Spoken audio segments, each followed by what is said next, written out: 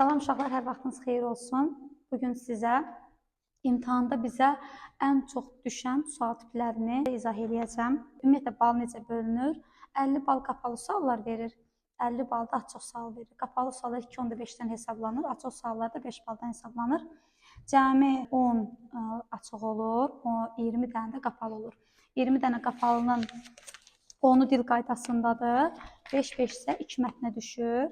Mətnimizin biri bədii mətn olur, digəri isə publisistik mətn. Bugün sizə mən mətnlərdə düşən və bizə daha çox bal verəcək sual tiplərini başa salacağam. Növbəti, yəni bundan sonraki videoda çalışsam son 5 ildə bizə düşən dil qaydalarını analiz edeyim və bilərik. Bundan sonraki videomu çalışsam onun üzərində çəkim. Deməli, əlimdə hal-hazırda keçən ilin 2-ci zonasına düşən testi 2025 martın 9-u buraxılışıdır 11-lər üçün. Bunun PDF-ini alındıra bilsəm bura qoyacağam. Dondurub baxarsınız. Alındıra bilməsəm də mütləq baxmışıq bir il mətninə. Amma bir il mətnindən əlavə mən sizə, yəni mətnlərdə bizə bunlar düşür. Ən çox plan, müddəa, fakt, giriş, əsas, nəticəni əlaqələndirmək və üslub, sözün funksiyası, həqiqi və məcazi mənalı ifadələr düşür. Gəlin birinci başlayaq biz plandan. Plan nədir? Plan necə yazmalıyıq? Biz bir-iki mətnin 3 tərkib hissəsi var. Qeyd edəcəm, adətən mənim uşaqlarım açıqları və mətni çox rahat yazırlar. Çünki mətnin bəzi Türklər demiş ipuçları olur, bəzi incə məqamlar olur. Onu tutdunsa yazırsan. Dil qaydalarında artıq yəni əzbərçilikdir, amma mətndə bəzi şeylər var. Onu tutdun yazırsan. Deməli, mətnin 3 hissəsi, deməli, plan. Plan haqqında nə deyə bilərəm? Plan ən azı 3, ən çoxu 5 olur. Deməli, 3-dən az, 5-dən çox plan bəndi ola bilməz. Sual formasında yazılan var, tez formasında yazılan var. Elə yazın. Siz adətən ismi birləşməsi formasını deyin, ismi birləşmə formasında. Bir də sonu ması ilə bitən formada ya da sonu ması ilə bitən formada deyin. Misal üçün, gəlin sadə bir özümüzdən götürək. Misal üçün, bir əli olsun, əlisən, sən əlisən. Deyirəm, əlinin səhər etdikləri, gör birləşmə formasında dedim. Əlinin dərs oxuması, misal üçün, bu dərs oxumasında nələr oxuyur, nə edir, necə hazırlaşır, biz geniş danışa bilərik. Plan bəndi elə bir bənd olmalıdır ki, sən o cümləni deyirsən və həmin cümlə ətrafında geniş danışa bilirsən. Ən azı bir 10 cümləni qura bilirsən plan haqqında. Bir il mətnində burada bizdə Fuad adlı bir obrazımız var. Bir də, qoca kişinin adı nə idi? Əhəd idi, Səlim idi. Səlim. Bir də Səlim obrazımız var. Biz yəni burada Muxtar Əhəd haqqında nə deyə bilərik ki? Amma məsələn, Fuadın düşüncələri. Məsələn, mən bu plan bəndini desəm, Fuadın düşüncələri, görün nə qədər mən onun haqqında danışa bilərəm. İstər bugünü haqqında, istər keçmiş haqqında, istər anasından bağlı düşüncələr haqqında, istər məktəbdə onun haqqında düşüncələr, istər qoca Səlim haqqında düşüncələrlə bağlı. Görün, sadəcə mən Fuadın düşüncələri yazdım və onun haqqında geniş danışa bilirəm. Yəni, plan bəndi elə bir bənd olmalıdır ki, sən onun haqqında ən azı bir 10 cümlə qura biləsən. Plan yazanda sizə adətən deyəcək ki, mətnə aid 3 plan bəndi yaz, adətən birini verəcək, o birisi sən özün yazmalısan. Amma bir onu bilin ki, məsələn, heç birini verməyibsə, bir dənə girişdən yazın, bir dənə əsasdan yazın, bir dənə nəticədən yazın, bəsdir. Bir də uşaqlar qarışdırırlar bu hissələri. Mətn tərkib hissə 3 hissədən ibarətdir. Birinci hissə ilə çox vaxt, yəni sizə inanmıram başqa cür düşsün, sizə düşəcək giriş birinci. Yəni birinci abzasımız olacaq giriş. Sonuncu abzasımız olacaq nəticə, geridə qalan hissəsi əsas hissə olacaq. Deməli, bir dənə girişdən bir cümlə yazırsınız, bir dənə nəticədən yazırsınız, bir dənə əsasdan, bir dənə də nəticədən o plan bəndlərini yazırsınız. Gəldim, bu plan bəndi bu qədər. Deməli, isim birləşmə formasını yazırsınız, yaxud sonu ması formasını yazırsınız. Çalışın, siz 3 dənə yazın, 5 dənə plana ehtiyac yoxdur. Ən azını yaz, yəni 3 plan bəndi bəsdir. Yenə dedim, adətən sizə giriş, əsas, nəticəni yazır, deyir bunların plan bəndini qur. Bu formada da plan bəndi qurun, 100% düz götürəcəklər. Gəldi ikinci müddəaya. Müddəa və tezis eyni şeydir. Bunu ayrı-ayrı izah eləməyə ehtiyac da yoxdur. Müddəa, tezis, tezisdə müddəa eyni şeydir. Sadəcə olaraq müddəa ilə tezis nə ilə əsaslandırılır? Faktla əsaslandırılır. Bəzən uşaqlar müddəa və müddəanı verir, mətnlərdə biz zaten görürük, faktı yazmalısan. Uşaqlar sadəcə faktı götürür. Müddəa yazmaq əvəzinə fakt yazılır. Müddəanın altına fakt yazılır. Fakt nədir? Fakt sübutdur. Deyirəm ki, Nə deyim? Ay Allah, mətndən nə deyim qızlar? Yanın görüm nə deyim? Fuad fikrimdə qətiyyətlidir. Çünki anasının adını deməyinə baxmayaraq, yəni universiteti buraxır deyə bilərəm. Hə, deyə bilərik ki, Fuad öz düşüncələrində çox qətiyyətlidir. Bu müddəadır. Baxın, bu müddəadır. Hə, fakt desəm, misal üçün, anasının deməyinə baxmayaraq universitetə getmir. Hətta bunu müəllimləri, sinif yoldaşları deyirdi ki, Fuad məşhur riyaziyyatçı olacaq, amma yenə də heç kimin sözünə baxmır, öz dediyinin üstündə durur. Və müddəa budur. Misal üçün, mən deyirəm ki, İlhamə və Səadə çox ağıllı qızdır. Bunlar tərbiyəli qızdır. Nə bilim, bunu deyirəm, bu müddəadır. Amma mən bunu faktla əsaslandıranda nə deyirəm? Deməliyəm ki, böyüklərinə hörmət eləyir. Baxın, bu faktdır. Dərslərində çox məsuliyyətlidirlər. Bu faktdır. Yəni, müddəa və tezis ümumi düzgün fikir. Bunu bir dənə başa düşsəz yazacaqsınız. Fakt isə sən onu əsaslandırırsan. Başqa nə deyə bilərik? İstəmədik, mən deyim. Dünyadan nə götürə bilərik? Hə? O faktdır. Məsələn, günəş bizim üçün çox önəmlidir.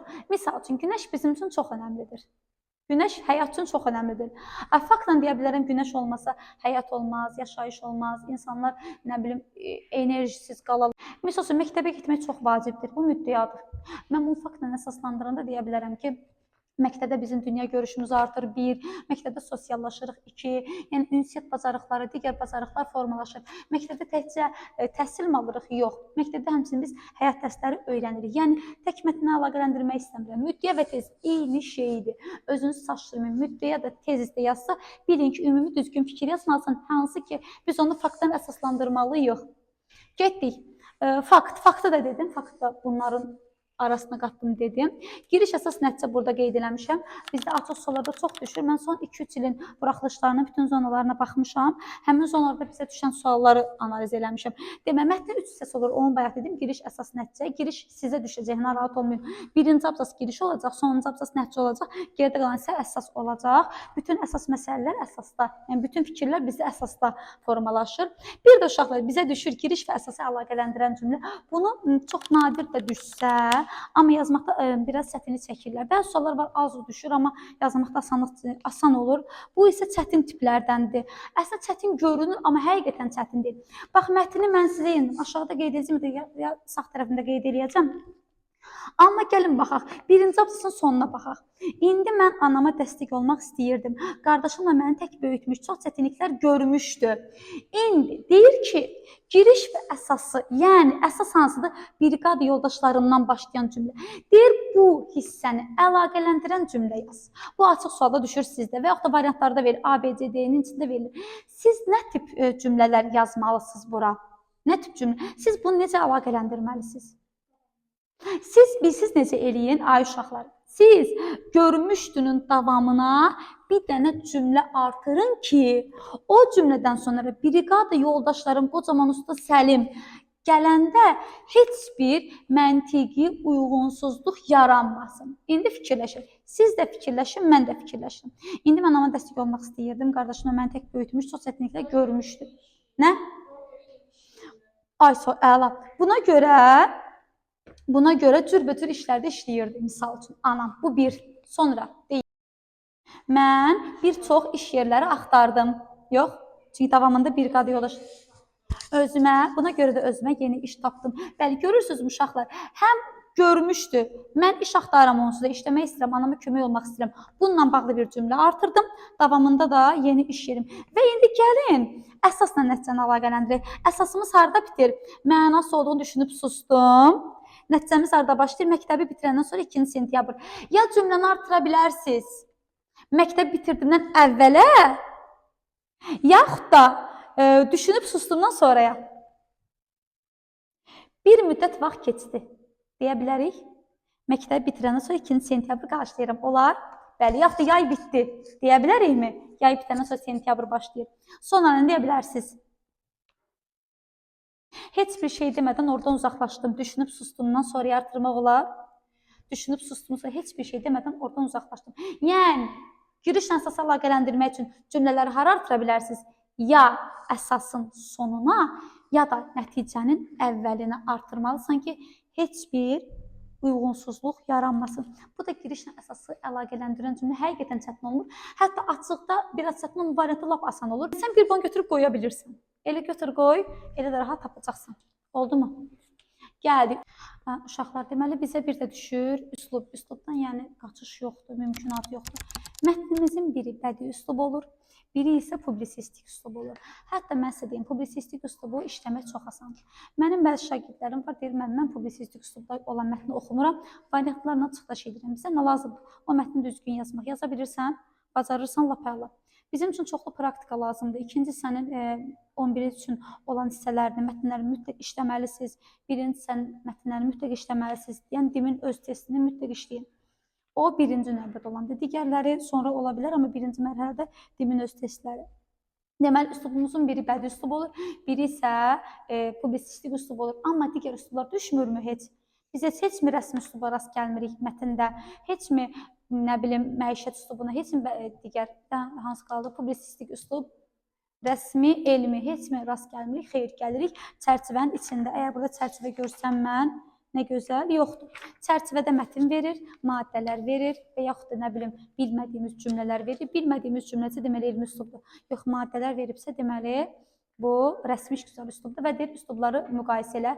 Müqayisə eləməyi məncə bilirsiniz. Onunla bağlı ayrıca dərs keçəcəm üslublarla bağlı. Amma ortaya nə yazmalısınız? Ortanın bir dənə yazılan sözü var. Hamısı funksional üslubdur, hamısı ədəbi dil normalarına tabedir. Bunu yazmalısınız. Sözün funksiyası, sözün uşağı 3 funksiyası var, o da düşür. Artıq bizə necə düşür? Bizə belə düşür, 3 buzaq düşür, kvadrat düşür, bir də yumru düşür. Adətən belə düşür, deyir ki, üslub söz hansı funksiyadadır? Sözümüzün 3 funksiyası var. Deməli, poetik funksiyası, informativ və terminoloji funksiya. Adətən bizə terminoloji olmur, adətən poetik və informativ olur.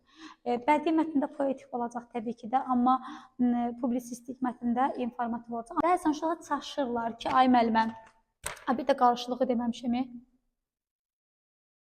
Uşaqlar bəzən deməli üslub məcazi mənadadırsa, poetikdir. Onun digər qarşılığında nə istəyirsən yaza bilərsən. Terminoloji funksiyada yaza bilərsən, informativ funksiyada yaza bilərsən. Heç bir problem yoxdur. Deməli sözümüzün 3 funksiyası var. İnformativ, poetik, bir də terminoloji. Gəldi. Həqiqi və məcazi məna bunun içindədir. Yəni həqiqi məna informativdir, məcazi məna isə deməli poetik üslubdadır. Qarşılıq sözün qarşılığı çox düşür, dəhşət çox düşür. Bir söz yazır, məsəl üçün göz su içməmək. Yazır ki, bu sözün qarşılığını yaz. Əgər sinonimin desə, sinonimin öz qaydaları var, öz kriteriyaları var, biz bilirik. Sinonim nədir? Yəni eyni nitq səsi olmalıdır. O sözdən yəni nitq səsinin kənara çıxmamasın. Amma qarşılıq əslində çox asandır. Qarşılıq olanda sən onun uzun-uzad izahını da verə bilərsən, sinonimini də yaza bilərsən. Misal üçün burada baxıram, bu qulağından girib o biri qulağından çıxdı. Hə, bunu necə deyə bilərsiniz? Bunun deyir qarşılığını yaz, yaxud da izahını yaz. Nə deyir? Onun dedikləri onun üçün önəmli olmadı, əhəmiyyət vermədi, dinləmədi, qulağından girdi, bu qulağından çıxdı, dinləmədi. Yəni sən amma bunun sinonimini yaz desə, sən mütləq buna frazeoloji birləşmə yazmalısın. Və yaxud da həyat məktəbini keçdin. Bu söz deyir izah elə, həyat məktəbi keçdim. Bir çox şeylər öyrəndim, yeni məlumatlar öyrəndim, təcrübəm artdı. Sonra həyat məktəbi keçdim, həyat dərsi aldım, elə bax qarşılıq deyəndə ancaq həqiqi mənada izah eləmə. Elə bizim başa düşdüyümüz məcazi mənada deyə bilərsən. Və uçmağa qanadım yoxdur. Nə deyə bilərəm? Uçmağa qanadım, yəni sevincindən qanad açıb uçur, sevincindən pərvazlanır, nə bilim başqa? Yerə göyə sığmır, bəli. Məsələn, burada baxım görüm. İndi gəlin bir-iki dənə həqiqi məcazi mənalı əlinin altındakına baxıram. Deyir ki, quru sahə. Quru sahə həqiqidir, məcazi? Əlbəttə ki, həqiqi. Məcazi necə deyə bilərəm? Çox quru adamdır. Kimi deyə bilərəm? Uşağa bir də adətən, bax, əminliklə deyirəm sizə 90% üzərində rəqəm yazılan sözlər də sən görürsən 1-2. Onu dairəyə alın. Bir sözün üstündə məsələn 1 yazılıb. Onu gözünüz görsün deyə dairəyə alın ki, görsün. Ya da həmin sözü qızardın, fərqi yoxdur. Yəni altına xətt çəkin. Yanınızda əgər imkan varsa bir fosfor ilə qırmızı qələm götürün ki, onları qeyd edə biləsiniz. Mütləq mətnin üstündə işləyin.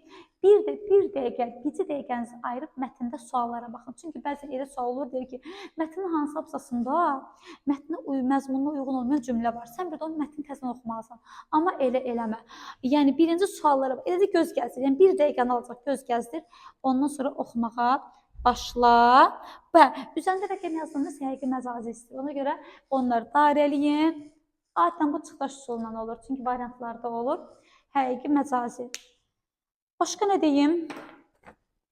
Başqa heç də demirəm. Bugünlük bu qədər. Amma növbəti dərsimizdə mütləq son 5 ilin dil qaydasını analiz eləyib sizə ən çox düşən sualları izah eləyəcəm.